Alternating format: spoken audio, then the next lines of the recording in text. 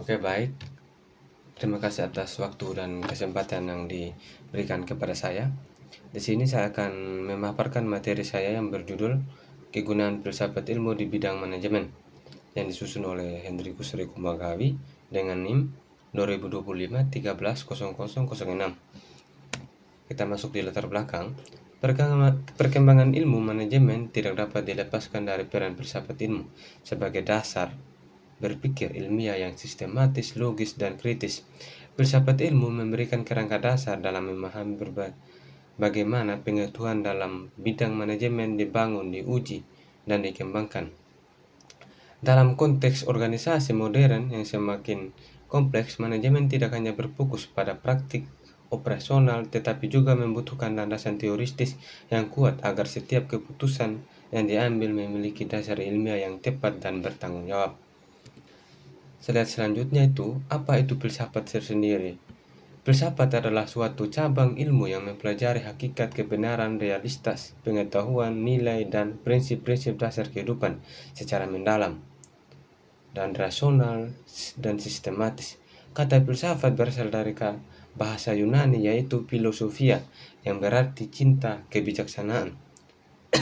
Secara umum, filsafat berusaha menjawab pertanyaan-pertanyaan mendasar yang tidak dapat dijelaskan hanya melalui pengalaman sehari-hari atau ilmu pengetahuan khusus seperti apa itu kebenaran, apa hakikat manusia, dan bagaimana cara memperoleh pengetahuan yang benar. Jadi, filsafat ilmu yang membahas hal-hal mendasar seperti kebenaran, pengetahuan, dan kehidupan. Filsafat tidak hanya melihat permukaan tetapi mengaji sampai ke akar masalah. Dalam konteks ini, filsafat membantu manusia berpikir lebih dalam, tidak sekadar menerima informasi. Selanjutnya, apa itu ilmu? Ilmu adalah kumpulan pengetahuan yang bersusun secara sistematis dan diperoleh melalui proses berpikir ilmiah dengan menggunakan metode tertentu untuk memahami suatu gejala atau kenyataan. Di sini ada 3 konsep. Yang pertama, pengetahuan yang sistematis. Ilmu disusun secara teratur, logis, dan saling berhubungan sehingga membentuk suatu kesatuan yang utuh. Diperoleh melalui metode ilmiah. Ilmu dikembangkan berdasarkan langkah-langkah ilmiah seperti observasi, hipotesis, eksperimen, dan analisis data, sehingga hasilnya dapat dipertanggungjawabkan. Yang ketiga dapat diuji kebenarannya. Setiap pengetahuan dalam ilmu harus bersifat objektif dan diuji, seperti verifikasi atau falsifikasi, sehingga kebenarannya tidak berdasarkan pendapat pribadi, tetapi berdasarkan bukti empiris. Jadi, ilmu adalah kumpulan pengetahuan yang disusun secara sistematis, diperoleh melalui metode ilmiah, dapat dibuktikan kebenarannya. Artinya, ilmu bukan sekadar opini tetapi hasil dari progres seperti observasi, eksperimen, dan analisis. Jadi di sini kita masuk dari pengertian filsafat ilmu. Jadi filsafat ilmu adalah cabang filsafat yang secara khusus mempelajari hakikat ilmu, pengetahuan termasuk dasar-dasar, metode serta tujuan dari ilmu sendiri. Secara lebih rinci, filsafat dapat dijelaskan sebagai berikut. Yang pertama, cabang filsafat yang mengkaji ilmu. Filsafat ilmu merupakan bagian dari filsafat yang berfokus pada kajian tentang ilmu, pengetahuan, bagaimana ilmu terbentuk, dan bagaimana ilmu berkembang. Yang kedua, membahas dasar, metode, dan validitas ilmu. Filsafat ilmu menelaah landasan berpikir ilmiah, metode yang digunakan dalam penelitian, serta keabsahan data atau kebenaran dari suatu ilmu agar dapat dipertanggungjawabkan secara rasional dan empiris. Yang ketiga, menguji kebenaran pengetahuan. Filsafat ilmu berperan dalam menilai apakah suatu pengetahuan benar-benar ilmiah, objektif, dan dapat dibuktikan melalui proses ilmiah. Jadi, filsafat ilmu adalah cabang filsafat secara khusus membahas yang pertama bagaimana ilmu itu berbentuk, yang kedua metode apa yang digunakan, terus yang ketiga apakah suatu ilmu benar-benar benar atau tidak. Jadi filsafat ilmu itu berfungsi sebagai alat untuk menguji keilmiahnya suatu pengetahuan. Lanjut, ruang lingkup filsafat ilmu. Ruang lingkup filsafat ilmu mencakup 3 aspek utama, yaitu ontologi, epistemologi, dan aksiologi. Ketiga aspek ini saling berkaitan dalam menjelaskan hakikat ilmu secara menyeluruh, mulai dari apa yang dikaji, bagaimana cara memperoleh pengetahuan, hingga untuk apa ilmu tersebut digunakan dalam kehidupan manusia. Oke, kita masuk yang aspek yang pertama, ontologi, hakikat objek ilmu. Ontologi merupakan cabang yang membahas tentang hakikat keberadaan suatu yang menjadi objek kajian ilmu. Terus yang kedua, epistemologi, cara memperoleh ilmu. Epistemologi adalah cabang filsafat yang membahas tentang sumber, metode, dan proses diperolehnya pengetahuan ilmiah. Yang ketiga, aksiologi atau nilai dan kegunaan ilmu. Aksiologi membahas tentang nilai filsafat serta tujuan dari ilmu pengetahuan. Jadi, terdiri dari 3 aspek utama ini. Ontologi membahas apa yang menjadi objek ilmu. Terus yang epistemologi membahas cara memperoleh ilmu. Terus yang aksiologi membahas manfaat dan nilai ilmu. Ketiganya saling berkaitan dan membantu memahami ilmu secara menyeluruh, tidak setengah-setengah. Oke, kita masuk ke slide selanjutnya. Jadi, kegunaan ontologi dalam manajemen. Ontologi dalam filsafat ilmu manajemen membahas tentang apa yang dipelajari dalam ilmu manajemen, yaitu hakikat objek atau realitas yang menjadi fokus kajian manajemen itu sendiri. Contoh objek kajian dalam ontologi manajemen antara lain, yang pertama organisasi, yaitu wadah tempat terjadinya proses manajemen seperti perencanaan, pengorganisasian, pengarahan, dan pengendalian. Yang kedua itu kinerja, hasil kerja individu maupun organisasi yang menjadi ukuran keberhasilan dalam mencapai tujuan. Terus yang ketiga itu motivasi, yaitu dorongan yang mempengaruhi perilaku individu dalam bekerja sehingga dipengaruhi terhadap produktivitas dan mencapainya tujuan organisasi. Jadi, ontologi dalam manajemen itu fokus apa yang dipelajari, seperti organisasi, kinerja, motivasi. Artinya, ontologi menjelaskan objek utama dalam manajemen. Selanjutnya, epistemologi dalam manajemen. Epistemologi dalam filsafat ilmu manajemen membahas tentang bagaimana ilmu diperoleh, serta bagaimana kebenaran dalam ilmu manajemen dapat dibangun, diuji, dan dipertanggungjawabkan secara ilmiah.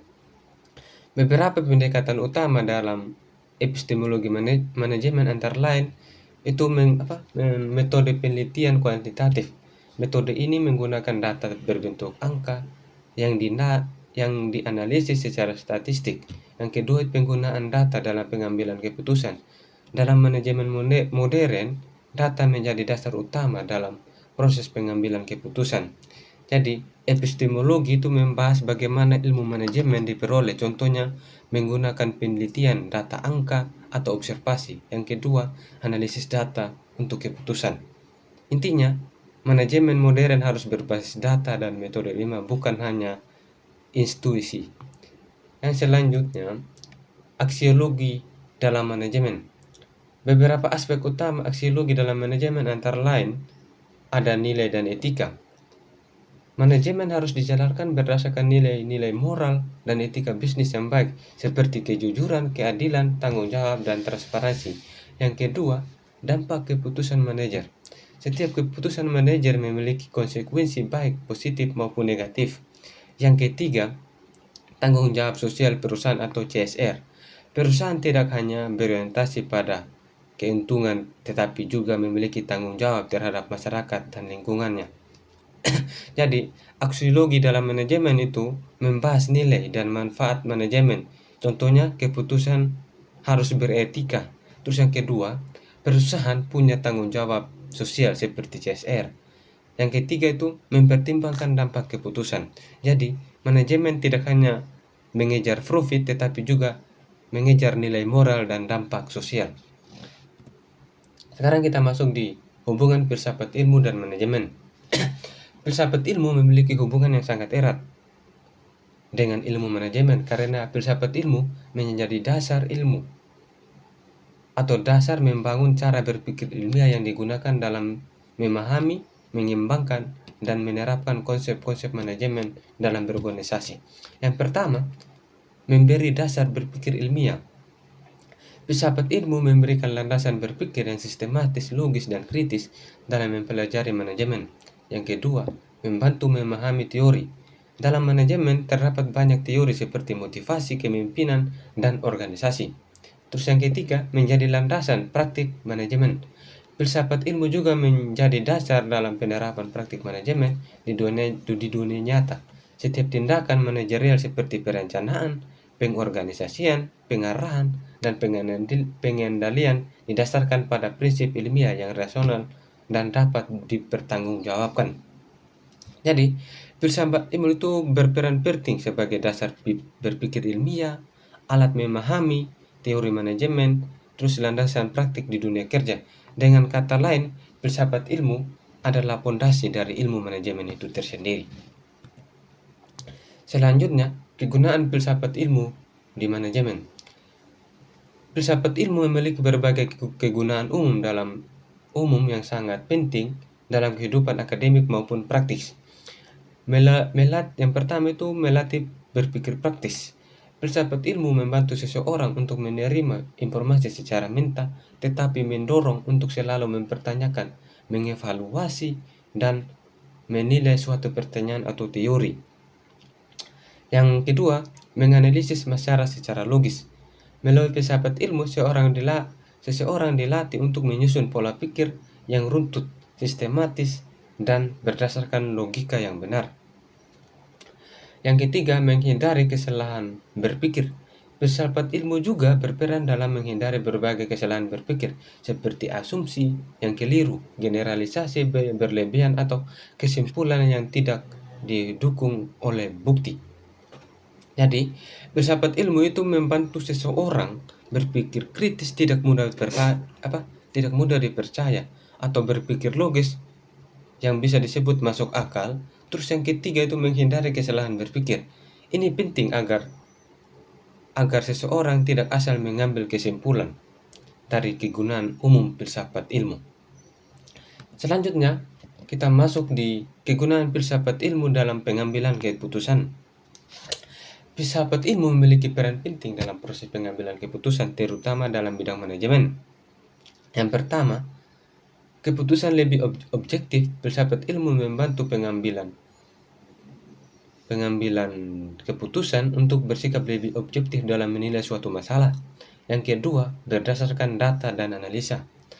Dalam pengambilan keputusan, filsafat ilmu mendorong penggunaan data yang valid serta analisis yang tepat. Terus yang ketiga, mempertimbangkan etika.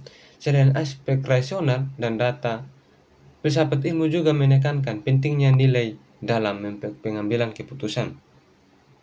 Jadi, dalam manajemen, filsafat ilmu membuat keputusan yang lebih objektif, tidak subjektif, terus berdasarkan data, mempertimbangkan etika. Hasilnya, keputusan jadi lebih tepat dan bertanggung jawab.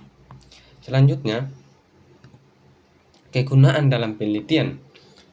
Filsafat ilmu memiliki peranan penting dalam kegiatan penelitian karena menjadi dasar penyusunan cara berpikir ilmiah yang sistematis, logis, dan dapat bertanggung jawab. Yang pertama, dalam kegunaan penelitian itu menentukan metode penelitian.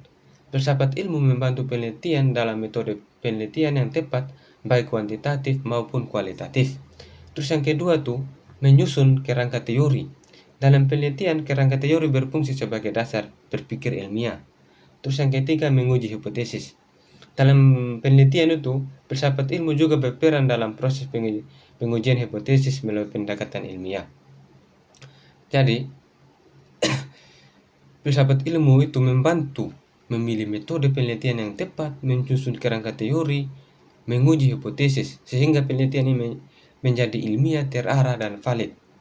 Selanjutnya, kita masuk di kegunaan dan kegunaan filsafat ilmu dalam kepemimpinan.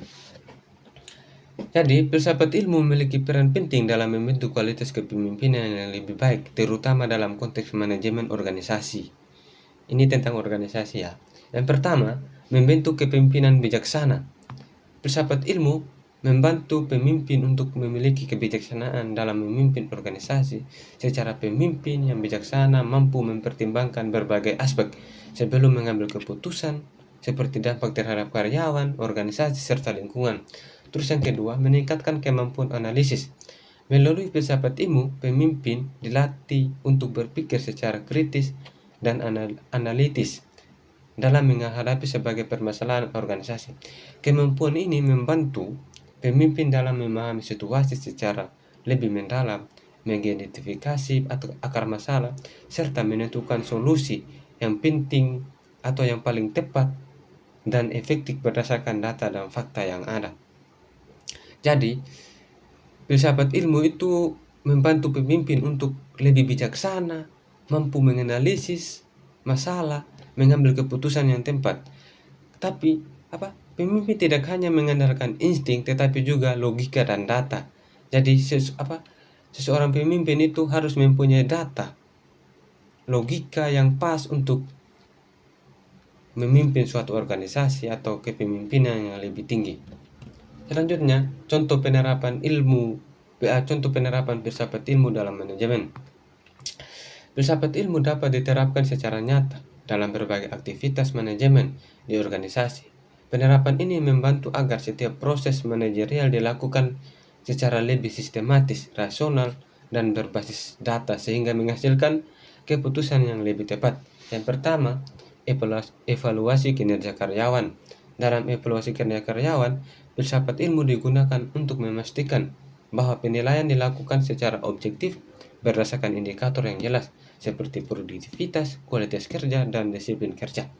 Yang kedua itu penentuan strategi bisnis.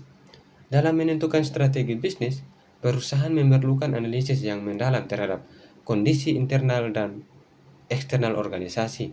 Yang kedua, pengambilan keputusan manajerial. Pengambilan keputusan dalam manajemen sering dilibatkan berbagai alternatif yang kompleks. Dengan pendekatan filsafat ilmu, keputusan diambil berdasarkan data, logika, serta pertimbangan etika. Jadi, filsafat ilmu diterapkan dalam contoh penerapan dalam filsafat ilmu itu dari data yang ada itu evaluasi kerja lebih objektif, terus strategi bisnis lebih berdasarkan analisis, terus keputusan manajerial logis dan etis. Jadi manajemen menjadi sistematis dan profesional dalam contoh penerapan filsafat ilmu itu manajemen menjadi sistematis dan profesional. Selanjutnya kita masuk tantangan filsafat ilmu di bidang manajemen.